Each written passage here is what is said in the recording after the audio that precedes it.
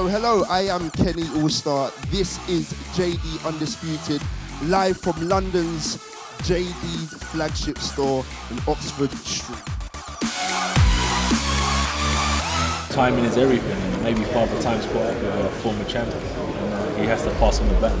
Klitschko reloaded. That's what you're gonna see.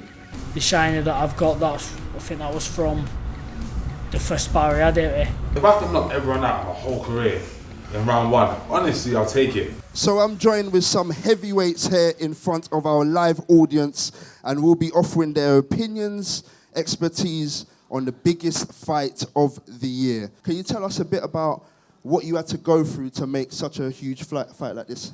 Yeah, I think the first thing was Wladimir Klitschko and his manager Bernd Bonti had spent 12 or 18 months negotiating with Tyson Fury and his team, which is probably like, I don't know, having a girlfriend that you'd realise seeing about another 6 blokes behind your back. They lost all trust. Unfortunately, I can relate. Yeah, I'm sure you can. But they lost all trust. In the game, they lost all trust with dealing with people. And first of all, it was very difficult. You know, we needed to regain that trust. We needed to work together. And we did that over a period of months. And, you know, the relationship now is really strong. It's one of those events where everybody's trying to get a ticket. And I honestly believe with the hype that's going to be generated this week, this is an event where the country will stop because it's a fascinating fight. You know, it's two guys at completely different spectrums of their career. And no one really knows what's going to happen. And, you know, just like this man next to me, you know, went into a huge fight with David Haye. The drama that is created in the greatest sport of all, in my opinion. I mean, he did it in front of 18,000, but 90,000, you know, outdoors, it's going to be an event that I think is going to be remembered by the British public for a long time. Okay, so before we hear from the boxers themselves, just one last time, how important is this fight for the culture? Well, I think the pressure on Anthony Joshua is not just the personal pressure, but also the pressure of the public, the pressure of British boxing as well. I think a victory on Saturday makes him the biggest star in British sport and probably the biggest star in world boxing. Now we'll hear from Anthony Joshua shortly, but Wladimir Klitschko has already achieved pretty much everything in the sport. He's now 41, he's arguably the underdog, but don't write him off. Hi, I'm Wladimir Klitschko and you're watching JD Sports. AJ needs Klitschko and I need AJ.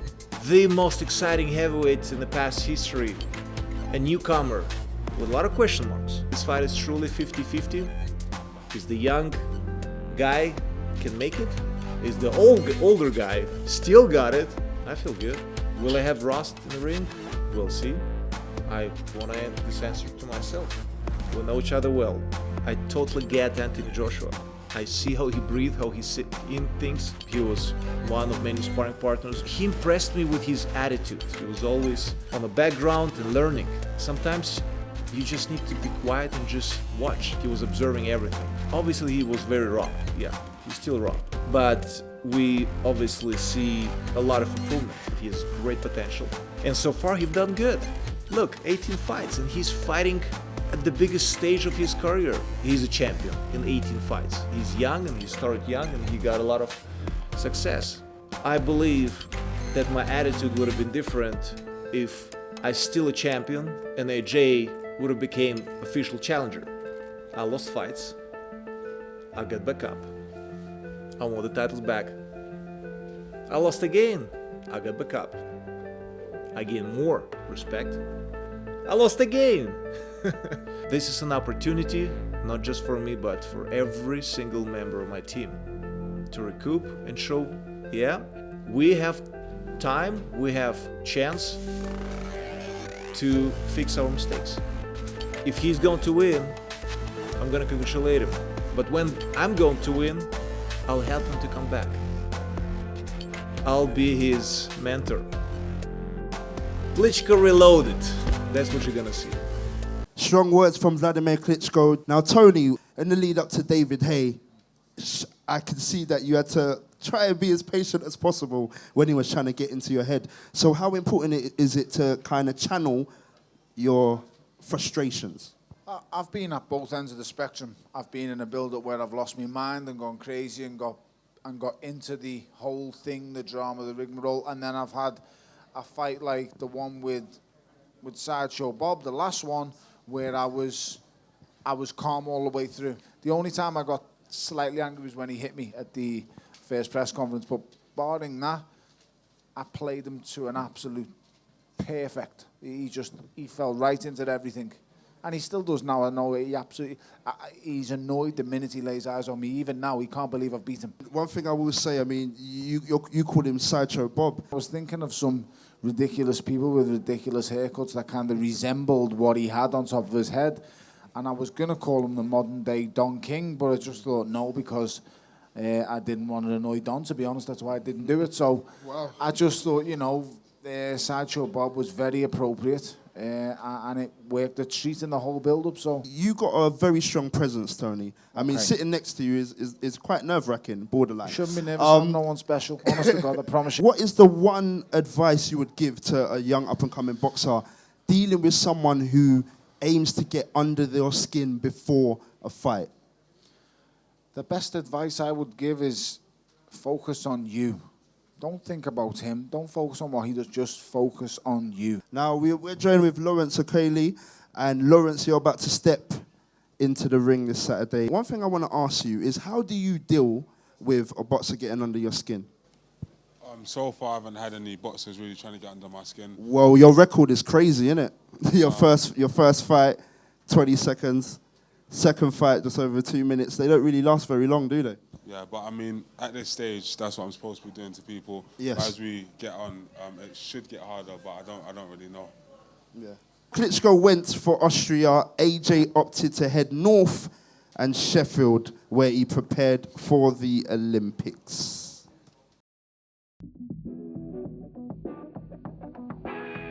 Hi, I'm Anthony Joshua, and you're watching JD Sports. If this was towards the end of my career, I'll say this is the defining fight that's going to write the history books. I've still got so many more years. 1, 2, 3, 4! He claims that he's obsessed. And I ask, what is he obsessed about? And I look at myself in the mirror about beating me. Even if he is too old, which I think he is, because 41 is a tough age to be fighting, but he's in a good place mentally and he wants to prove something to himself, and I think that's a dangerous fight. If they're mentally in the right place, that's a dangerous fight. The desire to be legendary, I do whatever that's truly necessary. This is a revolution, I'm revolutionary. I got to find. If I'm depending on his age and he's depending on the sparring years ago, I think that he'll definitely get it wrong when we face each other in 2017. Timing is everything, and maybe Father Time's caught up with a former champion. And he has to pass on the baton. I'm not a warrior, I'm a warrior. These late nights got me suffering from insomnia. I hear the roars and the cheers from the audience. It's got me feeling ever so victorious. I feel the Been training under the dark lights so I can shine under the bright lights come April 29th. The time when you really enjoy it and feel it is just the ring walk. And you just want to perform to your own capability. Even if there was 10 people there or 10 million people there, it's just you and your opponent in the ring, and that's what focus is about. When it boils down to it, I think you get lost in a fight. You really do get lost in a fight. And there is guys like Okele who's knocking guys out in 20 seconds, and if you make it past that point, you start getting yourself more involved in a fight. So I don't think it becomes an issue. When we're in the ring face to face, it's a completely different ballgame.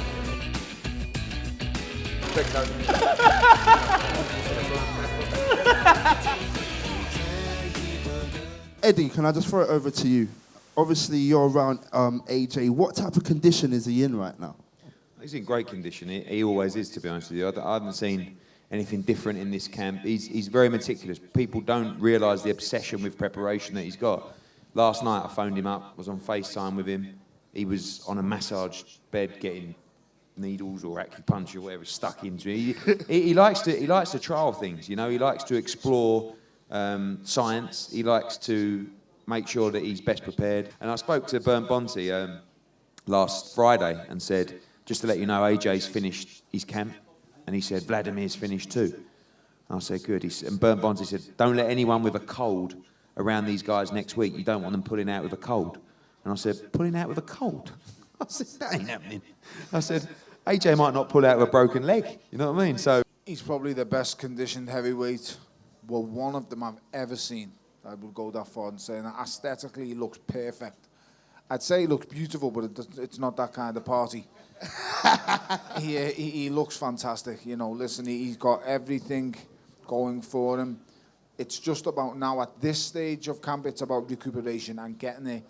All that you've expended out over the last 10, 12, 14 weeks, it's about getting it back. And believe it or not, he may feel tired even tomorrow, but come Thursday, come Friday, them couple of days off of completely doing nothing, you feel like a new man. Now, Lawrence, you've been blessed with the presence of sparring with AJ. Condition-wise, your thoughts? No, yeah, he's in great condition. He's feeling strong. Unfortunately, I had to feel it firsthand. How was it? Yes, it's intense. Your hair, so you made it out. Yeah. Somehow. But yeah, no, he's in good condition. Like, I mean, he's sparring 15 or so rounds, which is, you know, more than the championship amount with different sparring partners.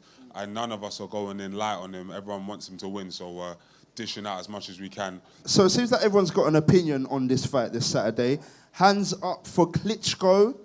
Anyone in store that's going with Klitschko winning this Saturday? No? No? Going once, going twice. I feel like I'm in an auction. The hometown boy, AJ. Anthony Joshua. Okay, it seems like it's lopsided, isn't it? All right, so here are the opinions of some of the pundits right now.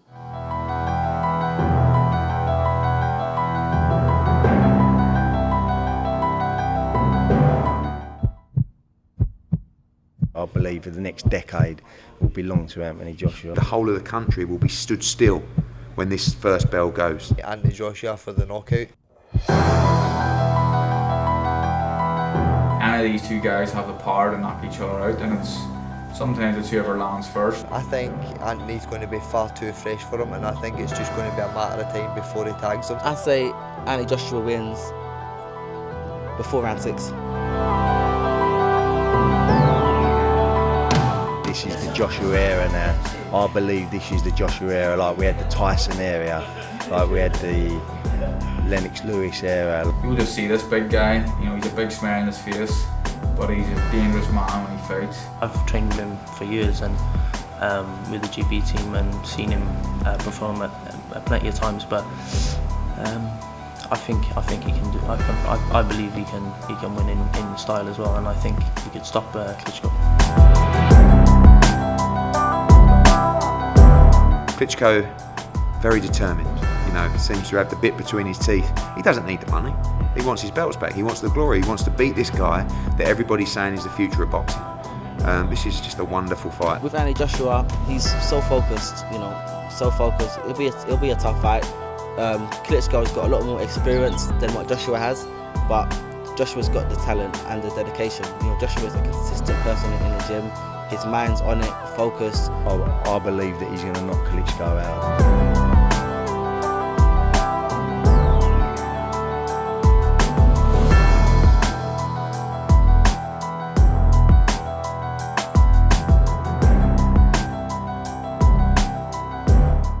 So on the undercard, there is another big bout, the return of Scott Quigg. This will be the first time we've seen him since he moved to the world-famous Wildcard gym in Los Angeles. To train with Freddie Roach, he invited us to a training session. This is going to go down in history books. 90,000, this is an event. I'm going to be defending my WBA international title, and Simeon's going to be defending his IBF intercontinental title. So the WBA and IBF titles will be on the line. I'm out here in LA. I'm now based out here training with Freddie Roach, being linked with Freddie for the first fight, and having this platform to be able to show that what we've been doing, what we've been working on, and the improvements. I couldn't ask for a better stage to do it on. At 6 o'clock I was in here for 2.5 hours, and that was an intense session. Today, what you've just seen is so-so, but it gets a lot more intense than that. The shiner that I've got, I think that was from the first sparring I had here. Sparring Oscar Valdez, who's the current WBO featherweight champion. Abraham Lopez, who's ranked number 6 in the world. You make mistakes in sparring, and then you don't make mistakes on fight night, and that's what it's about, being out there. You know, quality of sparring he's getting is second to none. I could see more of LA if I wanted to. Could go down to, you know, Santa Monica or Rodeo Drive and, or out to Hollywood and do a bit of sightseeing, but that's not going to help me win fights. I'm missing rag pulling chips, peas and gravy from a Nance chippy. I'm missing that. I'm missing that. I can't praise him enough. Scott Quigg is probably the most dedicated fighter I've ever come across. It's actually, if it's possible, overly dedicated. He takes it too far. But listen, he'll reap the rewards going out there. The sparring will be fantastic. He'll be in great condition. And he's got, you know, one of the best coaches to grace the game in his corner, Freddie Roach. He's training with one of the best coaches, and as you can see with the black iron, he's getting some top quality sparring. This is a good segue.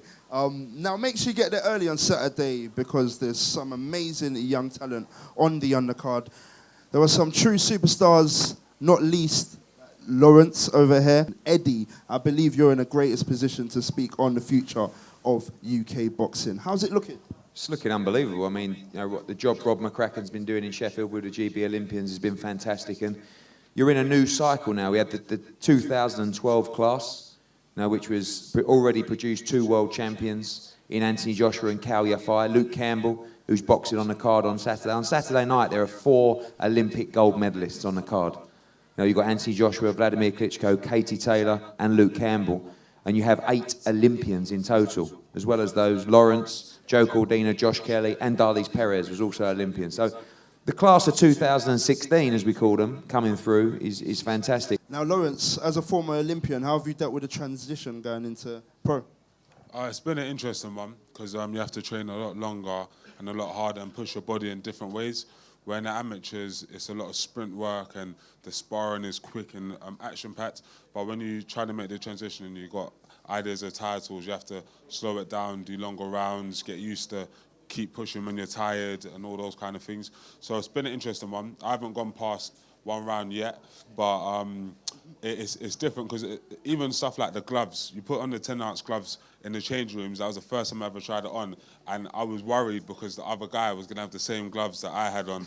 So it's a completely different sport. Very interesting. I think we should take a look at some of the future talent. Let's go.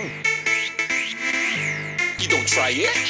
Hear a man say I never take off, but it's cool, my plane, they don't fly it. Let a man talk grease with a chip on their shoulder, make him go fry it. I'm a boss, he dance with these lines before you. I don't know if this one counts as a KO because he was still awake. If I can knock everyone out my whole career in round 1, honestly, I'll take it. I'm still handsome, still undefeated, still sponsored by JD, still with Matchroom. When you have your first amateur fight, everything's a blur, and you're like, oh, and you come out, you don't know what's quite happening, you think, I've just boxed there, but I don't know what I threw, or but obviously, having experience, I went in there and I could hear every single person, heard even people leaking at the back. I thought, God, I'll have some of that when I get out, but no. Yeah, it's good to get my first win out of the way. All the other Olympians have already got their win, so yeah, it's finally up and running and go forward. I love it. It's everything I've wanted. I want to be a world champion, and then now I'm on that path. From a peasant to the end to the king. Only time I want to ride the bread is when I don't end up on a wing, so I beg you don't try it. Don't try it. Feel when I show we love and pick you don't like it. Wembley, 90,000. Now this is out the way. Then I can sort of soak it all up. Ready for Wembley. Future definitely does look bright. Now, Joe Cordina is not the only Welsh wizard, but he's riding high on the JD Undisputed Press-Up Challenge. He did 86 in a minute, 10 more than Carl Frampton, who's only 1 ahead of Tony Sims and about 80 ahead of O'Hara Davis. Now, we caught up with Spider Richards over in the weekend, and let's see how he panned out. So, press-up challenge for JD Sports. I'm just about to kill the record. Spider Richards, 7-area champ. Jeez.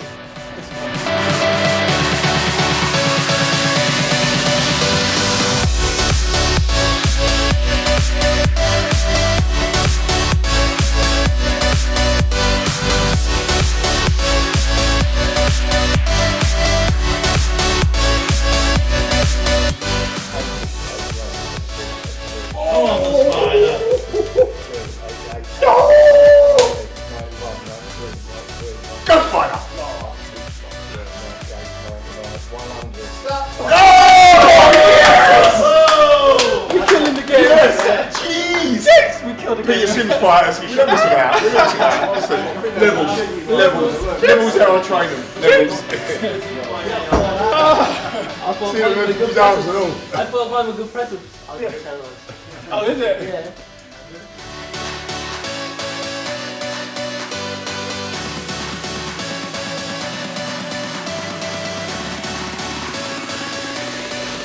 Spider Richards with 100. Steward's inquiry over those press-ups. And I was going to forward over to you, Eddie, about the technique. Well, I'm not one to talk about press-up technique, but I think everybody here was concerned by that technique, and I think it should be a steward's inquiry. To be honest. Yeah, I believe so. I felt like he could have got the technique a bit better, but who am I? I can't do a press-up. You can tell him. Tony, your press-up game, what's that looking like? How many could we get you in a minute? I have no idea. I just know when I'm on holiday, I just do sets of 50. So 3 sets of 50 once a day. So, and by the way, you're not getting me down right now. So don't try and like head John or something like that. It ain't going down like that. I'm not, I was going in that direction, yeah, but I'm doing a detour right now. I sense that. So, you know, I ain't leaving here sweating, dripping and stuff like that, smelling. Billy Ocean on the way out. I don't need that in my life. So, yeah. Hopefully there's next time. Tony, your future. There are a lot of people that would like to know, where are we going? I'll be totally honest. My missus tried to talk me round and said, listen, enough's enough now. You know, we've gone through enough with you in camp and the mood swings and the craziness and the damage that I take in camping and fights. And my words to her was, well, I'll tell you my words and I'll tell you the conversation you had Eddie on the phone. Okay. My words to her was, I don't want to look back in 2 years' time and think, I could have beat him. I could have become heavyweight champion of the world. So, in all honesty, I don't know what the next move is, and I don't know how far I can go. But what I do know is I'm going to carry on fighting, and I want to become heavyweight champion of the world. Am I good enough to do it? I don't know. We're going to find out. But one thing's for sure, I've experienced more than I ever dreamed of in my professional boxing career, and the rest of my career, as I've done from Goodison Park, will not be boring. Believe me, tune in because it will only be exciting and full of fireworks. Eddie, can you shine more light on Tony? No, just that was the conversation. You know, most guys talk about retiring when they've hit their peak and they can see they're on their way out. Sometimes, as a fan, you don't see it, but you see it in the gym and you see the body feels it. And, you know, it's like Tony said, those last 4 wins lead us to believe, and I believe, that he can become the heavyweight champion of the world. If he can beat David Haye, even if he can beat Ilunga Makabu, I believe he can beat Deontay Wilder and he can beat Joseph Parker. So if that's the case, the heavyweight world championship is the richest prize in sport. Even forget the money, it's a legacy win. You know, to become a 2-weight world champion, incorporating the heavyweight division, is something very, very special. Now, I would love to carry on, believe me, but I'm getting a signal that we have to wrap it up. Thank you for everyone that's been tuned in. This is JD Undisputed. I'm Kenny Allstar. This Saturday, 90,000 strong in the Wembley Stadium.